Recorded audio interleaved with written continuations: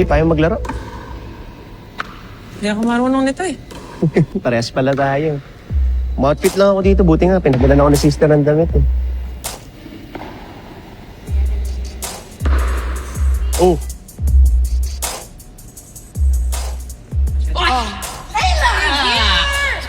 Kala ko ba tayo-tayo lang?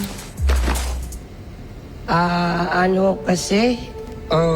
May problema ka ba? Ako wala. Baka ikaw meron pa. Baka hindi ka pa nakaka-move on sa sitwasyon na. Jamsi! Jamsi! Jamsi!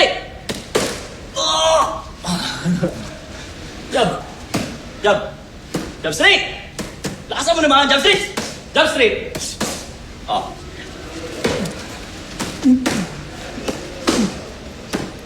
Oh!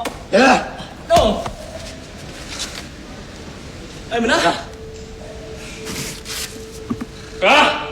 Ano ba nangyayari kasi sa'yo, Yan ba nangyayari kapag iniwan na asawa,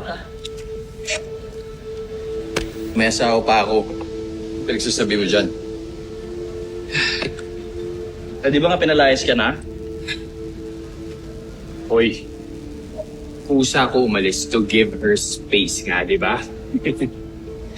Space!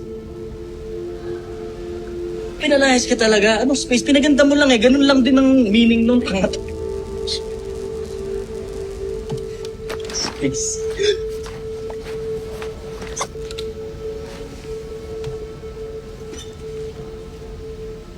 Ano ginagawa mo? Wala. Sit. Wala na akong masuot eh. Kung marumi yung damit ko. Yan ang nangyayari kapag hindi natutong maglaba. O ba naman kasi? Kuha na lang ako sa bahay. Baka naman tinapon na ni Isa lahat ng damit mo dun. Ano to? Damit? Seryoso ka? Sa tingin mo isusuot ko to? Nasa sa'yo. Kung gusto mo maglakad pa uwi na nakahubad, wala namang problema. Akin na, ayaw mo yata eh. Baka may putok mo to ha? Hindi bali na may putok. Basta may damit. Parang ang choosy.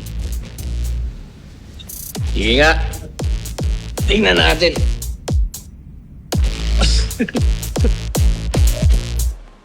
Tignan mo. Magtiis ka na dyan. Saka maganda naman yung nakalagay eh. Oh. Isa in my heart. Alam mo, Leila, makakapag-move on na ako pag hindi ko na nakita yung pagmumukha mo sa firewall. Oh, then woman up. Masyado mong pinipersonal eh. You made it personal yung pinatulan mo yung asawa ko. Kaya kung ayaw mo kung paano kita tinatrato, then quit firewall. You know, I've done my part. Wala na kami ni Martin.